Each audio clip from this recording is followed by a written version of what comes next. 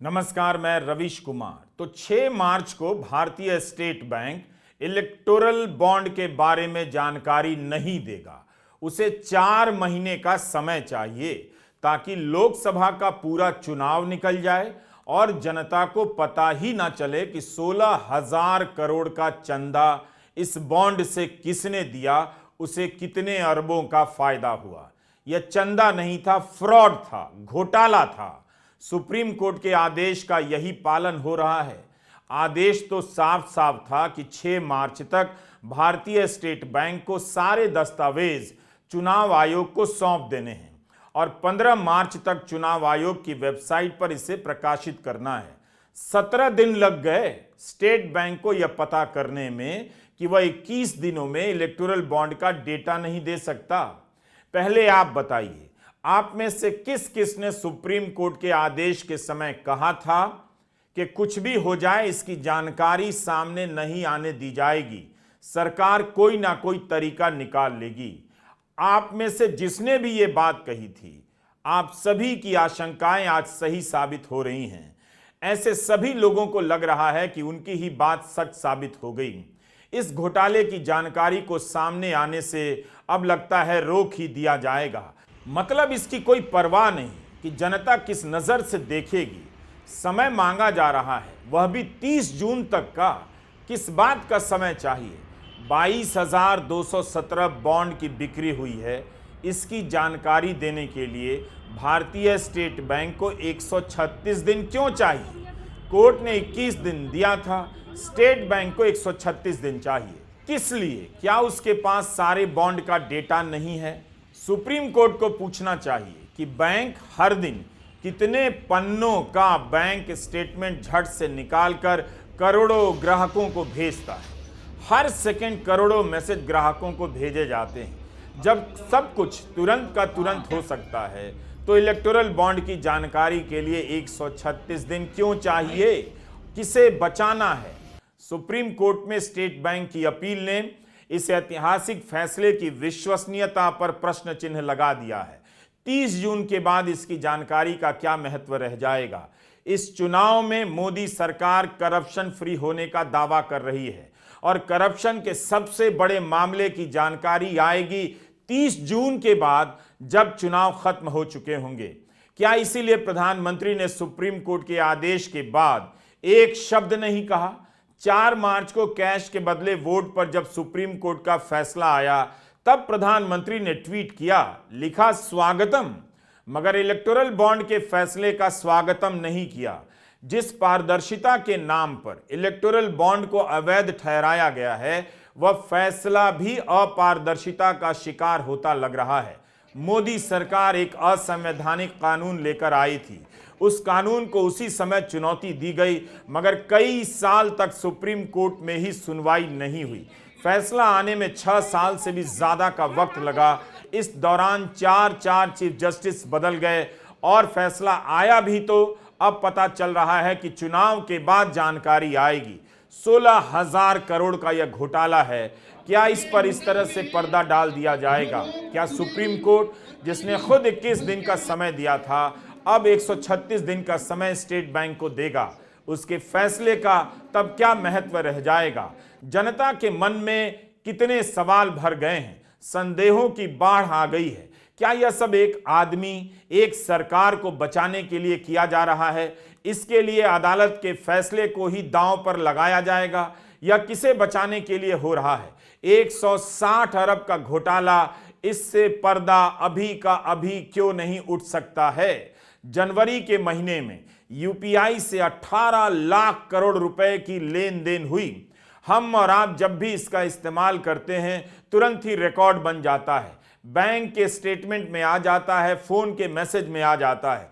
तो electoral bond का record कहां है? उसे सामने लाने में 136 दिन क्यों चाहिए? हर सेकंड इसकी सूचना उपभोक्ताओं को मिल रही होती है कि आपने किसके खाते में पैसे भेजे और किसने आपके खाते में। लेकिन 22,217 बॉन्ड की जानकारी देने के लिए स्टेट बैंक को 4 महीने का समय चाहिए। यह दिन दहाड़े लूट है, लूट पर पर्दा डालने के लिए लूट है।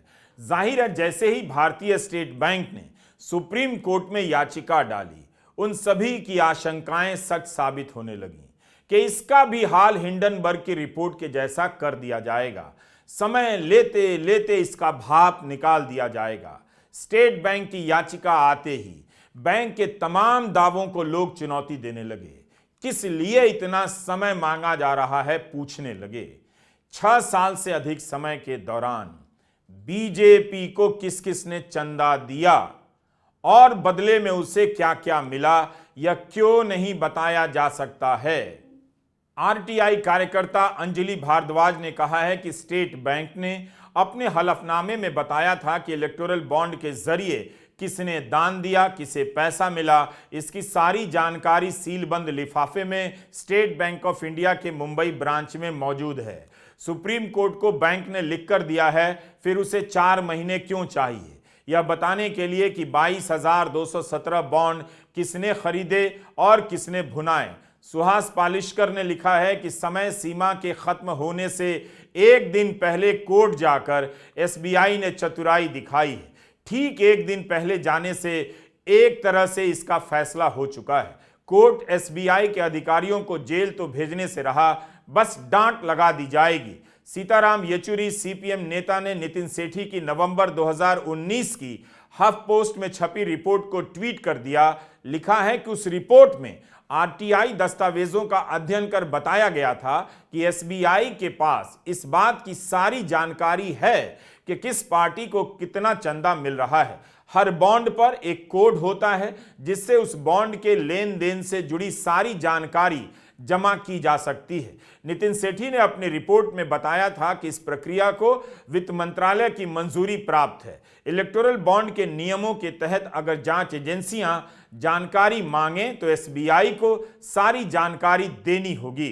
तृणमूल सांसद साकेत गोखले ने कहा है कि ईडी किसी को गिरफ्तार करती है तो वह अभियुक्त को 14 दिनों की हिरासत में रख सकती है। अधिक से अधिक 24 घंटे से भी कम समय में बैंक अभियुक्त के सारे वित्तीय लेन देन के डिटेल भेज सकता है।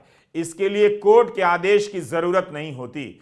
फिर स्टेट बैंक 21 दिनों के भीतर जानकारी क्यों नहीं दे सकता? उसके पास सिस्टम है जिससे चंद दिनों के भीतर यह सब किया जा सकता है। एक्सपर्ट लिख रहे हैं कि यह एक दिन से ज्यादा का काम नहीं है। हमारे लोकतंत्र और संस्थानों के लिए शर्म की बात होनी चाहिए। कई लोग फैसले के समय के अपने पुराने ट्वीट साझा कर रहे हैं, दिखा रहे हैं कि हमारी भविष्यवाणी सही निकली। एसबीआई ने कोर्ट से और समय मांग लिया। लोगों ने लिखा है कि ये वही बैंक हैं जिन्होंने नोटबंदी के समय बिजली की गति से अपने कर्मचारियों की जान लेकर भी काम पूरा किया। उस समय तो एसबीआई ने सरकार से और समय नहीं मांगा, जबकि हजारों करोड़ के कैश का लेन देन था। इस बार किसी को उतना काम करने की जरूरत भी नहीं, फिर क्यों एसबीआई को 136 दिन चाहिए? किसी को समझ नहीं आ रहा है कि अब क्या होगा। सभी को इंतजार था कि 160 अरब के इस फ्रॉड की पोल अब खुल जाएगी। चंदा देकर धंधा करने वालों के नाम आपके सामने होंगे, मगर अब सब कुछ अधर में लटक गया है। इस चुनाव में अगर 16,000 करोड़ के फ्रॉड की चर्चा नहीं होगी तो फिर इसका मतलब है कि इन तरकीबों के जरिए मोदी सरकार को बचाने का रास्ता निकाला गया है। इस पूरे मामले में अपनी आरटीआई से सबकी पोल खोल देने वाले रिटायर्ड कॉमोडोर लोकेश बत्रा का सवाल है कि इलेक्टोरल बॉन्ड का सारा हिसाब किताब रखने के लिए स्टेट बैंक ने काफी पैसे खर्च किए और एक सिस्टम तैयार किया। उनके पास तो आरटीआई से इसकी जानकारी है कि इस तरह के आईटी सिस्टम बनाने के लिए एसबीआई ने 1.5 करोड़ से ज्यादा की राशि खर्च की। फिर भी यह सिस्टम 22,217 बॉन्ड की जानकारी देने के लिए 136 दिनों का समय मांग रहा है। जो टोटल इलेक्टोरल बॉन्ड का नंबर है उससे 22,000 के करीब है और टोटल पॉलिटिकल पार्टी जो आज एलिजिबल है वो सिर्फ 25 है। हमारा जो आरटीआई से डेटा आया तो 25 पार्टियों का जो इसमें बांटा गया है वो कोई मुश्किल होना ही नहीं चाहिए। और दूसरी बात तो इन्होंने इतने प्रोफिशिएंट थे कि जैसे ही सेल खत्म होती थी उसके 24 घंटे का बाद ही पूरी कौन सी ब्रांच में कितने पैसे बिके, कितने नंबर के 1 करोड़ के थे, कितने 1 लाख के थे, कितने 10, वो भेज दिया जाता था 24 घंटे। इसके मतलब सिस्टम है, परंतु मुझे अचंभा, अगर सरकार आती तो मुझे कोई अचंभा ना होता, बट स्टेट बैंक से ये सुनना, जो काफी एफिशिएंट तरीके से काम कर रहे थे, कि नहीं हो सकता, और वो समय मांग रहे हैं, वो ऐसा समय मांग रहे हैं जो इलेक्शन के बाद का समय होगा। इससे साफ पता चलता है कि वो चाहते हैं कि इसका समय गेन किया जाए और जो उसका फैसला वो अगली सरकार करे, तो होल पर्पज इसका खत्म हो जाता है।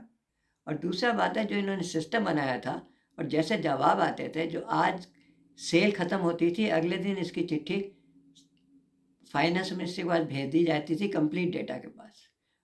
तो ये सही नहीं है उनका कहना। ये एक तरीके का मुझे लगता है कि एक पच नहीं रहा जो उन्होंने कहा।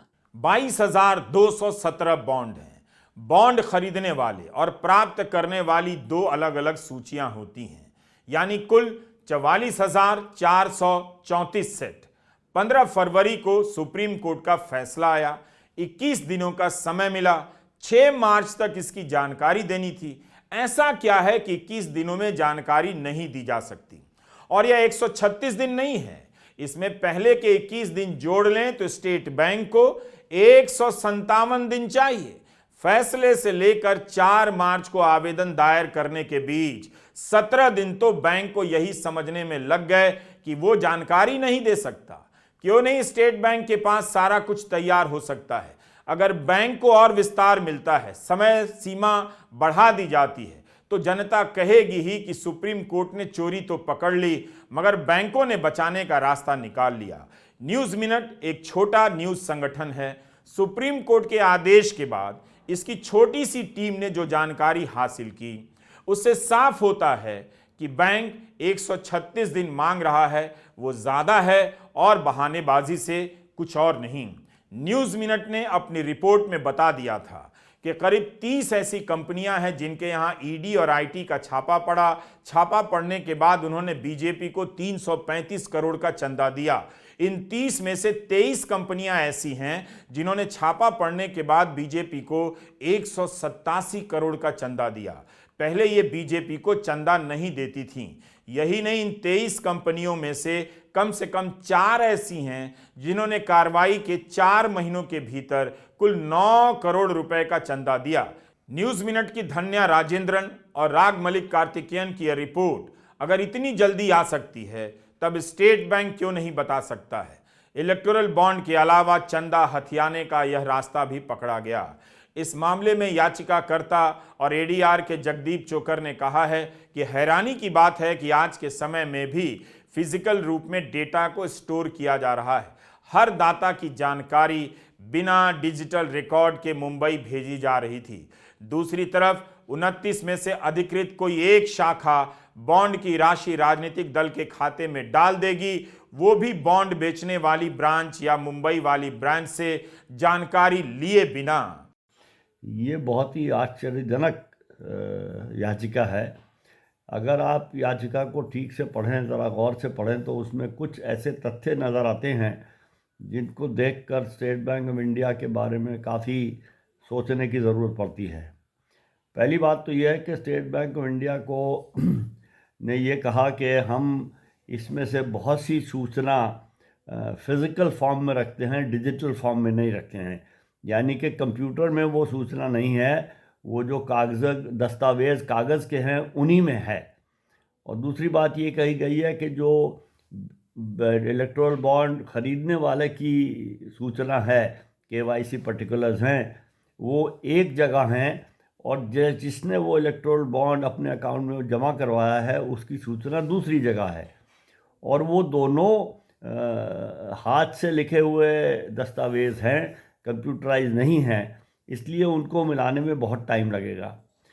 हालांकि उन्होंने ये भी लिखा है कि ये सारे दस्तावेज़ उनकी मेन ब्रांच मुंबई में अवेलेबल हैं, इसलिए शायद उतनी देर नहीं लगनी चाहिए, लेकिन ये उन्होंने कहा है। तो पहली बात तो ये है कि ये मानना कि आजकल के युग में सूचना डिजिटल फॉर्म में, कंप्यूटराइज फॉर्म में नहीं है, सिर्फ हाथ से लिखे हुए कागज़ों पे है, ये बहुत मुश्किल है इसको यकीन करना।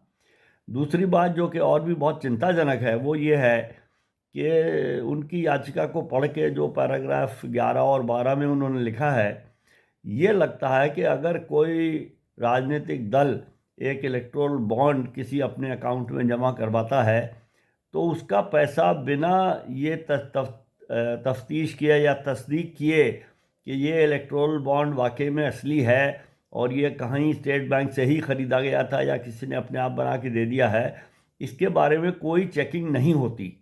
ये बहुत ही चिंताजनक बात है और इससे ये लगता है कि स्टेट बैंक का जो आंतरिक काम करने का तरीका है उस पे इसके बारे में बड़ा प्रश्न चिन्ह उठता है। तो स्टेट बैंक को 17 दिन लगे ये पता लगाने में कि हम ये काम नहीं कर सकते हैं टाइम पे, तो ये ज़रा बहुत ही अचंभे वाली बात है। और इसको सुप्रीम कोर्ट माने न माने ये तो सुप्रीम कोर्ट फैसला करेगी, लेकिन ये वो सुप्रीम कोर्ट है जिसने अपने पूरे कार्यवाही को डिजिटल बना दिया है। सुप्रीम कोर्ट को पता है कि डिजिटली काम करने में कितना टाइम लगता है, क्या होता है। सोचिए अगर स्टेट बैंक ऑफ इंडिया से सारी जानकारियां 15 मार्च तक आपके सामने आ जाएं तो क्या कुछ जानने को मिलेगा। कितनी कंपनियों के कारनामे आपके सामने होंगे। उद्योगपतियों या किसी एक या दो उद्योगपति के सारे राजनीतिक रिश्ते आपके सामने होते। चुनावी चंदे का सारा धंधा और उसका बही खाता खुल जाता। क्या बैंक इन बहानों के जरिए सुप्रीम कोर्ट के एक ऐतिहासिक आदेश को किनारे कर रहा है? क्या कोर्ट को नहीं दिखेगा कि यह बहानेबाजी है? स्टेट बैंक को समय दिया गया तो जनता में संदेह बढ़ेगा। साफ साफ दिख रहा है कि क्या हो रहा है, किसे बचाने का प्रयास है। ट्विटर पर लोग ट्वीट कर रहे हैं कि वे उस सॉफ्टवेयर सिस्टम का हिस्सा रहे हैं जिसका इस्तेमाल एसबीआई करती रही है। इलेक्टोरल बॉन्ड का डेटा हासिल करना कोई बड़ी बात नहीं, किसी को हाथ से मिलान करने की जरूरत नहीं, कंप्यूटर से ही ये काम हो सकता है। विडंबना यह है कि एसबीआई जिसके 48 करोड़ से ज्यादा अकाउंट्स हैं, जिसकी करीब 66,000 एटीएम्स हैं, जिसकी करीब 23,000 ब्रांचेस हैं, उस एसबीआई को मात्र और मात्र 22,217 इलेक्टोरल बॉन्ड का विवरण देने के लिए 136 दिन और चाहिए। यह कितनी बड़ी विडंबना है, क्योंकि डिजिटल डिजिटल डिजिटल करते हुए भारत में यह तो एक क्लिक पर हो जाना चाहिए। यह डेटा रेडिली अवेलेबल है, लेकिन उसके बावजूद भी एसबीआई उसको सार्वजनिक क्यों नहीं करना चाहता है? क्यों चुनाव के बाद सार्वजनिक करने की सारी कवायद की जा रही है? इसका जवाब तो एसबीआई और सरकार ही दे पाएगी। लेकिन असलियत यह है कि जब यह डेटा बाहर आएगा, जब पता चलेगा कि किसने किसको कितना पैसा दिया, तो कलई खुल जाएगी। क्योंकि भाजपा को करीब 98% पैसा मिला है इलेक्टोरल बॉन्ड का, तो पता चल जाएगा कि क्या उन लोगों ने इलेक्टोरल बॉन्ड में पैसा दिया भाजपा को जिनके खिलाफ केस चल रहे थे? क्या उन लोगों ने पैसा दिया कि केस ना चले? क्या उन लोगों ने पैसा दिया कि नीति निर्माण उनके हिसाब से हुआ? ये सारी बातें सार्वजनिक हो जाएंगी, लेकिन पूरी कवायद जारी है कि चुनाव के पहले ये नाम सार्वजनिक ना हो। असल में तो महालूट के मास्टरमाइंड को बचाने के लिए हर संभव कोशिश जारी है। स्टेट बैंक ने सुप्रीम कोर्ट से कुछ व्यवहारिक कठिनाइयों के आधार पर 136 दिन मांगे हैं। बैंक का कहना है चुनावी बॉन्ड की डीकोडिंग और दानकर्ता का दान मिलाने की प्रक्रिया जटिल होगी। शाखाओं में खरीद का विवरण एक जगह नहीं होता है, दो अलग अलग स्थानों में रखा जाता है ताकि दानदाता का नाम किसी को पता ना चले। सौरभ दास जो पत्रकार हैं, उन्होंने ट्वीट किया है कि सारा डेटा डिजिटल ही रखा जाता है। चंदा देने वालों का और जिसे मिलता है उसकी जानकारी का डेटा अगर डिजिटल है तो बैंक को जमा कर मिलान करने में 136 दिन क्यों चाहिए? कंप्यूटर से मिलान हो सकता है और यह चंद घंटों की बात है।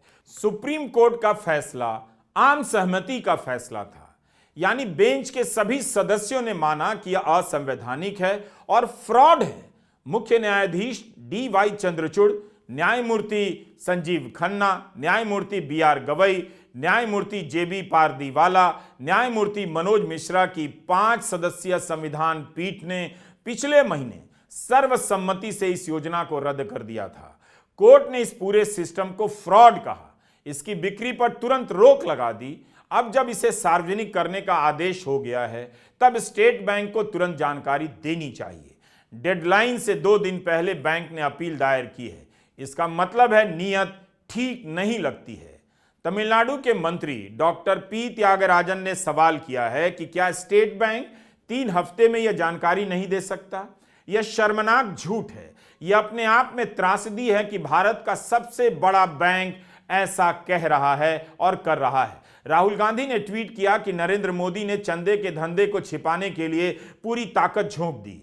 जब सुप्रीम कोर्ट ने कहा कि इलेक्टोरल बॉन्ड का सच जानना देशवासियों का हक है, तब एसबीआई क्यों चाहता है कि चुनाव से पहले यह जानकारी सार्वजनिक ना हो पाए।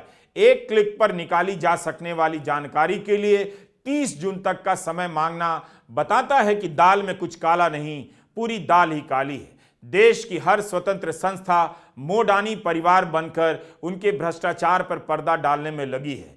चुनाव से पहले मोदी के असली चेहरे को छिपाने का यह अंतिम प्रयास है। किसी को बात पच नहीं रही है कि 136 दिन लगेंगे और चुनाव से पहले इलेक्टोरल बॉन्ड का सच सामने नहीं आ पाएगा। क्या ये सारे चेहरे बचा लिए जाएंगे? कोर्ट ने जल्दबाजी में फैसला नहीं दिया। कोर्ट ने भी कुछ सोच समझकर 21 दिनों का समय दिया होगा। इतना लंबा समय लगा है इसकी सुनवाई में, तो अदालत ने भी इसके सिस्टम को ठीक से समझा होगा। तब स्टेट बैंक 21 दिनों की समय सीमा का पालन क्यों नहीं कर रहा है? बीजेपी को 6,500 करोड़ का चंदा मिला है। यह पैसा किसने दिया, पैसे देने वाले को बदले में सरकार ने क्या क्या दिया, यह सब आपके सामने आ सकता था। तमाम आंकड़े बताते कि इलेक्टोरल बॉन्ड से बीजेपी को ही सबसे अधिक फायदा हुआ है, उसे ही ज्यादा धन मिला। एडीआर ने अपने अध्ययन में बताया है कि केवल 2022-23 में जितने भी इलेक्टोरल बॉन्ड बिके हैं उसका करीब 77% हिस्सा यानी 100 में 77 रुपया बीजेपी को मिला है। 3076 करोड़ का बॉन्ड बिका, 2360 करोड़ अकेले बीजेपी को मिला, कांग्रेस को 452 करोड़। यह अंतर बता रहा है कि भारत के राजनीतिक दलों के बीच पैसे की खाई कितनी गहरी हो गई है, मुकाबला कितना गैर बराबरी का हो गया है।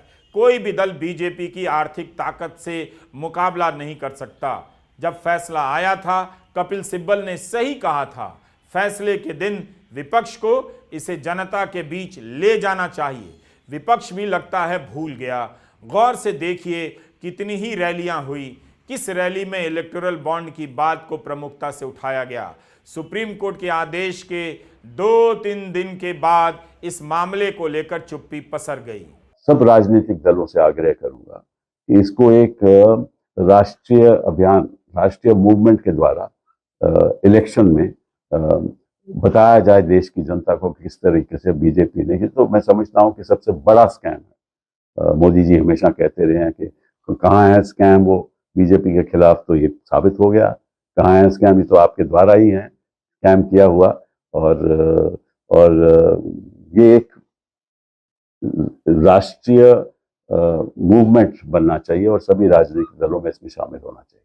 आम आदमी की सारी जानकारी बैंक के पास है, और जानकारी मिल जाए, बैंक तरह तरह की जानकारियां मांग रहा है।